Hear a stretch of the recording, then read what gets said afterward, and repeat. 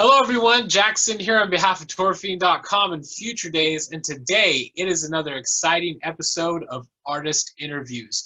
Today I am sitting with Chelsea Owen, aka Oceanside85. How you doing today, Chelsea? I am great. How are you?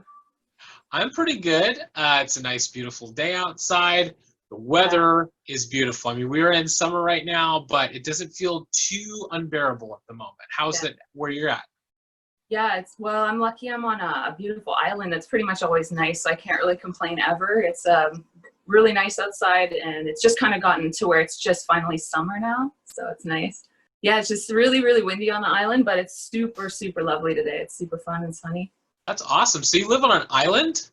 Yes, I do. Yeah, it's Victoria, BC, so we're just off the coast of Vancouver, and we're the one that doesn't really get winter. And all of the rest of Canada is kind of pissed about that, but Wow, that's great. I mean, you're just right there in that kind of like, I would say it's probably kind of like the California of Canada maybe, because here in California we don't ever really get a winter. We usually just get like spring and summer. That's all we ever get. Yeah, pretty much. Yeah, definitely. I always would call it like the Hawaii of Canada or something. Like, yeah, same thing. The Hawaii of Canada. I'm going to have to use that when I'm talking about Vancouver. That'd be great. All right, so today we're going to ask you a couple of questions and see where it goes from here. Are you ready to get into it? Sounds rad. What would you say is 3 of your favorite moments from your career as a musical artist? There was so many, holy moly, and I'm so lucky. I've just been able to get a bunch of random gigs that I've gotten to play with. Let's see here. Okay, so my first band was a psychobilly, and it was more like horror punk and stuff, and we got to open for the Misfits, so that was like legendary. I was so stoked because I've always listened to the Misfits. Jerry Only was fronting it at the time. That was amazing and fun. And then lately I got to open a couple times for Dance with the Dead, and one of them was at the venue in Vancouver, and that show was so legendary. Like, they ripped it. They shredded everyone's faces right off, and it was awesome. And another one was just my first show, because it was the first time I got up on stage, and I was just so nervous. And the first time people clapped for me to sing, and I was like, oh my gosh, it was just amazing. It was such a rush. Those are some pretty awesome moments. I mean, from the Misfits to Dance with the Dead, you know what I mean? Like, it's funny how the progression, like as an artist, like when you start out in the beginning, it's like, you kind of toy around with different genres, you play with different genres. Like, I'm sure, at heart, you're a psychobilly, girl. It's where you kind of came up on, rockabilly, psychobilly, I'm sure. And then transitioning into this electronic world of, where you're at now with Oceanside85. I mean, it's a fluid transition in a way, but I'm sure that, you have love electronic music and love rock music and all that kind of different stuff, right? Yeah, it's kind of, actually, it's like a inception kind of, because I started out with electronic stuff, and I was really into my mom's 80s poppy stuff, and then I kind of grew up into the teen angst, and I got really into deeper, harder stuff, and that's when I went into the punk rock thing. But I always actually deep inside was a poppy kind of 80s girl, 80s kid. I always loved it, so I kind of went back time to kind of go back into that and bring it back out. And that's great right there, having different influences, pulling from those different influences. As when we're younger, it's we kind of I know for myself, it was I was digging through my dad's records and things like that, learning, because he was kind of a disco DJ back in the late 70s, early 80s. So he had a lot of funky, disco-y things that I would just kind of pilfer through and just kind of look at, and I would go, let's see how this sounds, So I think as we grow, we learn from these things that, as children, we kind of get these sounds in our head, and they just kind of stay with us as we grow into adulthood. Totally, it makes a huge imprint. Totally. What would you say is your favorite musical release that you've worked on? Actually, the most recent one, because it was just so crazy of a journey, and all the songs kind of were so personal, but it's something that I couldn't believe that I've been able to do all those songs, and it just flowed, and it was this thing. I just kept getting butterflies in my tummy, so I was like, oh my gosh, whatever is going on with this record is my favorite one now. And yeah, so that's my most recent one is I think my best so far. But yeah, the very first record is always really close to my heart too, because it's my first one for this project, which was Cool Surf's Hot Nights. And it was just me just trying to get into it. And it's not the best, but it's my, you know, my most heartfelt one. And it's because it's the first one.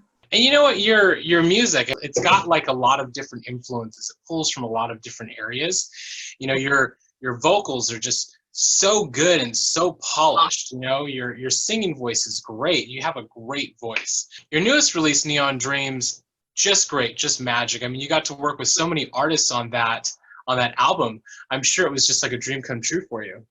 I know, it's so crazy. It's literally a dream. Like, so I don't know how it all happened to where that they were all able to say yes and stuff, but it was just a lot of emails and like cold calls and things, and people were just so amazing, and they were like really supportive.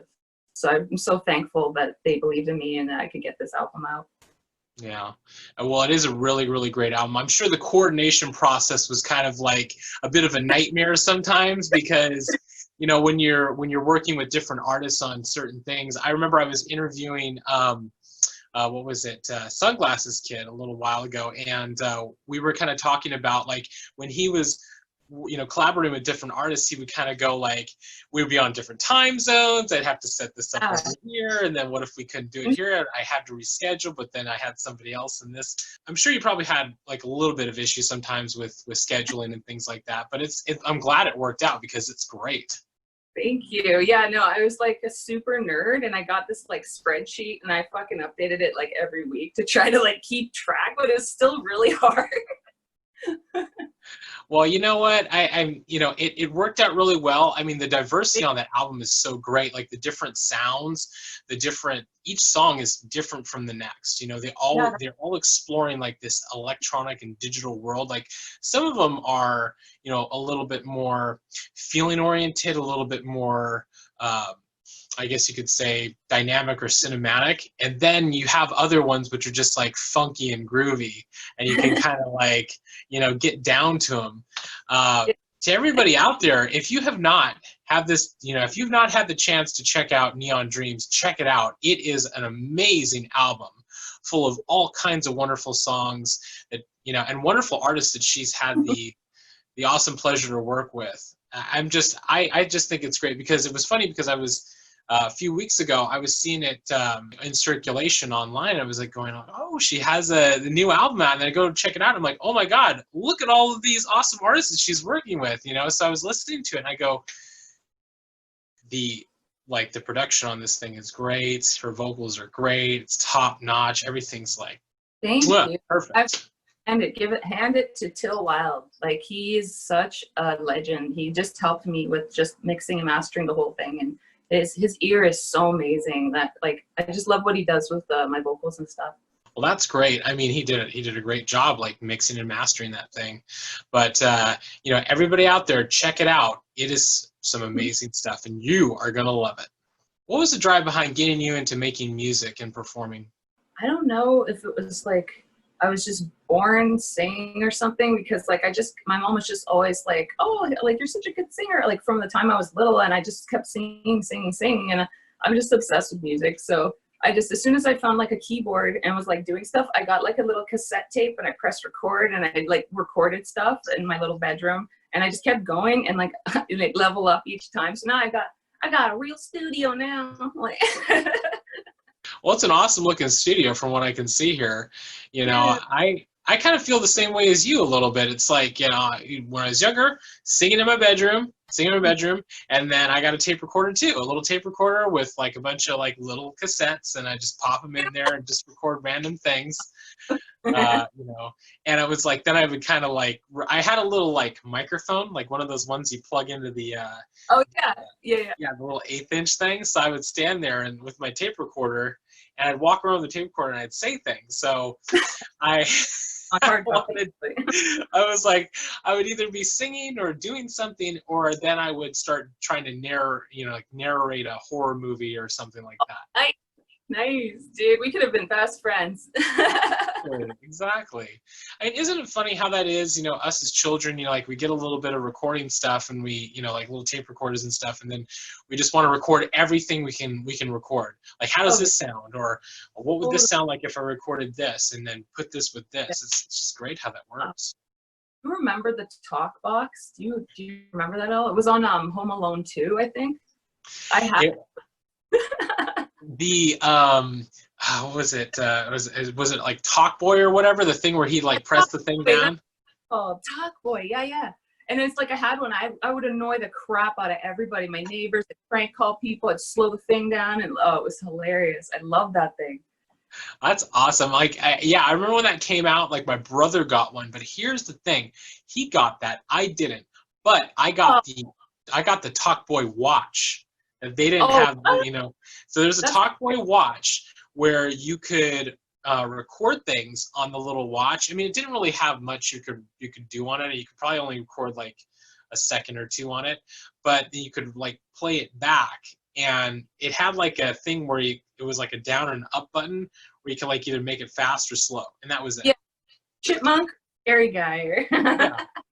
It was one of the coolest things I had, and I felt like a secret agent, or I felt like somebody who was like cool because I would talk into it, and people would go, "What's that?" It was my Talk Boy wristwatch. Way cooler than this guy. Oh, look at that! That's awesome. Original Ghostbusters Walkie-Talkie. Pretty rad, right here, exclusive here, everybody. Exclusive right here. A original Ghostbusters Walkie-Talkie right there. See it? Don't try and steal it, though. Oh, look at that. What? Oh, awesome. The Synthwave.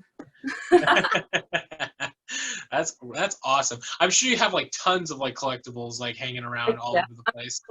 Nerd. Yeah, definitely. I have like lots of toys and stuff like that from the 80s and 90s. I just love it. I gotta get a display case though. Yeah. I have it's funny because out in the living room I have like my Resident Evil toys, and I have like on display, and I have my like Gundam models that I built, like took time to actually piece the models together, so I have like a big old shelf full of that. But it's funny, since we're talking about collectibles, like back in January, I went to Universal Studios Orlando for the very, very first time. Oh, and nice. When I went there, I was like, we had spent like a whole day doing like as much as we could do, going to Hogwarts and all the Harry Potter stuff, and experiencing the Island of Adventures and all that. But at the very end, like when I was looking at the map when I got there, I go, oh my God, E.T., the ride is here. yeah. That's the old OG ride. Old school, right? So I remember when I was a kid, like, 5 or 6, that E.T. was here at Universal Hollywood. Yeah. And they took it out. They replaced, they took it out like years ago, and they replaced it with something else. It was years and years and years back in the 90s they took it out.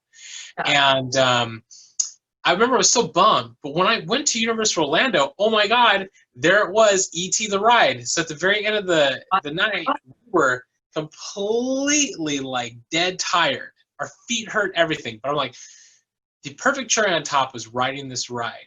So we got on it, and I felt like I was 5 years old again. I really did.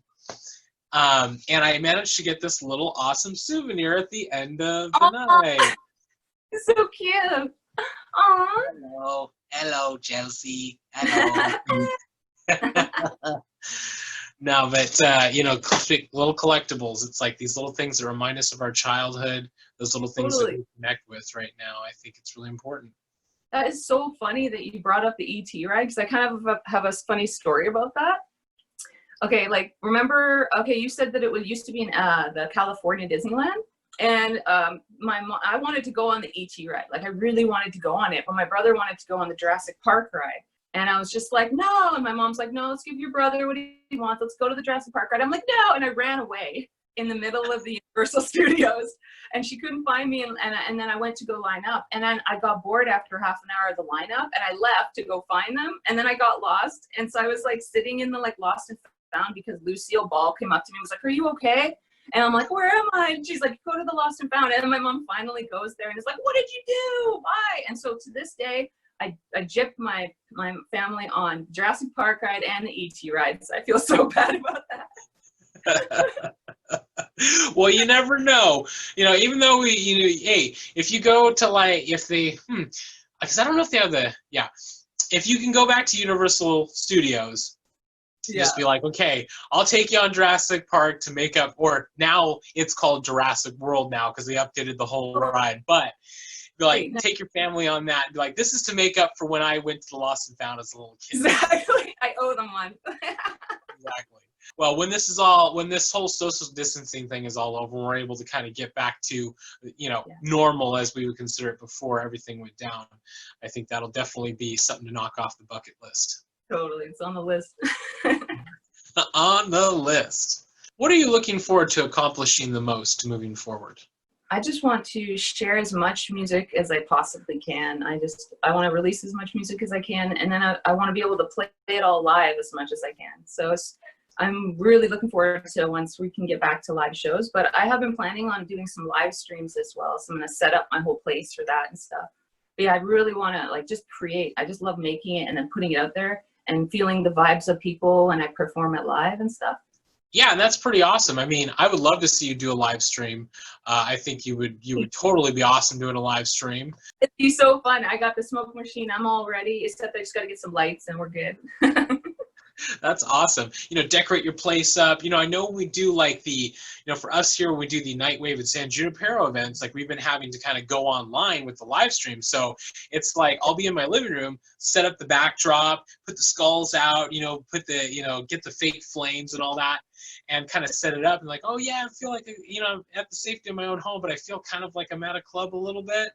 And it feels just like a performance day, because usually at a performance day, you're like running around like the whole time, getting ready, making sure that everything's good to go. But you're performing out to the entire world instead of just, people who paid to come to see the show. That is so wild. Like, I love that. The internet's amazing. Like, that we can just like switch on and like Zoom can have 100 people in a meeting or whatever, right? And like you can just project it out to the whole world now. It's awesome. Exactly. It has opened up the crowd from a few hundred people to thousands of people worldwide. And I think that's all, one of the great parts about having these live streams is, yes, it's going to keep us safe, socially distant and all that stuff, but you don't feel so alone when you're watching it. I mean, because other people are talking in the stream, especially through like Twitch and stuff. People are talking in the streams and commenting, and you get that sense of community with it. Yeah, I really like that. I like to connect with everyone that way too.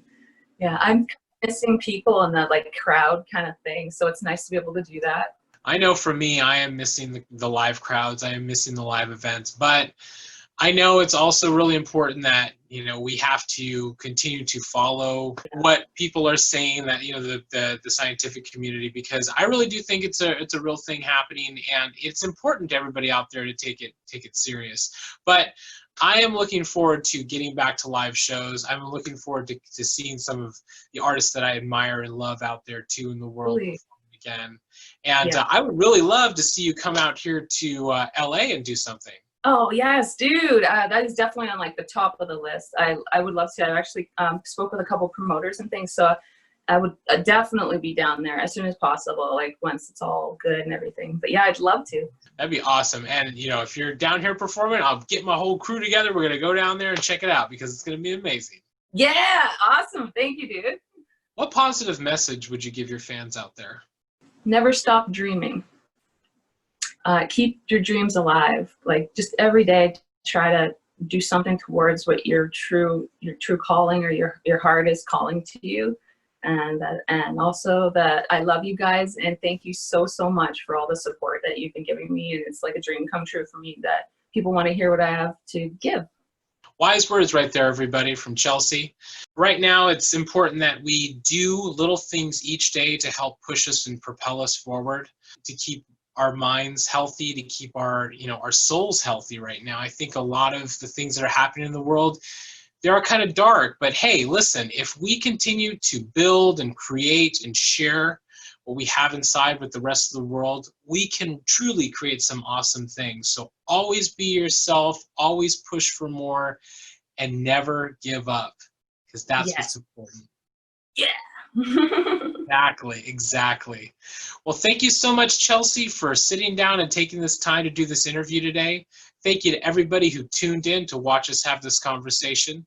If you like this video, be sure to like and subscribe to our Tour Fiend YouTube channel, as we have many more awesome artist interviews on the way, just like this one. Thank you so much, Chelsea. Thank you. Thank you so much, man. This is awesome.